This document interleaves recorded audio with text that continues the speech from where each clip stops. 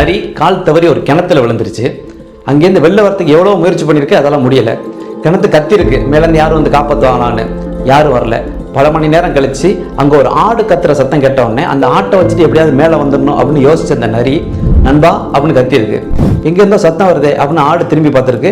உள்ள நரி இருந்ததை பார்த்துட்டு கீழே விழுந்துட்டியா அப்படின்னு கேட்டதுக்கு நரி சொல்லியிருக்கு, யார் நானாவது கீழே விழுவுறதாவது, இந்த தண்ணி ரொம்ப நல்லா இருக்கும் அப்படின்னு சொன்னாங்க, அதனால தான் கீழே இறங்கி வந்து தண்ணியை குடித்தேன், எவ்வளோ சூப்பராக இருக்குது தெரியுமா, நீ வேணா இறங்கி வந்து குடிச்சு பாரு அப்படின்னு சொன்ன உடனே எதையுமே யோசிக்காத அந்த ஆடு உடனே கீழே இறங்கி போய் தண்ணியை குடிக்க போயிருக்கு. அவ்வளோதான். குடிச்சு பார்த்துட்டு இந்த தண்ணி ஒன்றும் அந்த அளவுக்கு நல்லா இல்லையே, இப்போ உன்னை நம்பி நான் இறங்கிட்டேன், எப்படி நான் வெளில போகிறது அப்படின்னு கேட்டுச்சான். அப்போ நரி சொல்லியிருக்கு, முதல்ல உன் மேலே ஏறி நான் வெளியில் போயிடுறேன், அதுக்கப்புறம் உன்னை கை பிடிச்சி நான் மேலே தூக்குறேன், உனக்கு ஓகேவா அப்படின்னு சொன்னோடனே வேற வழி இல்லையா ஆட்டுக்கு, சரி அப்படின்ட்டு இருக்கு.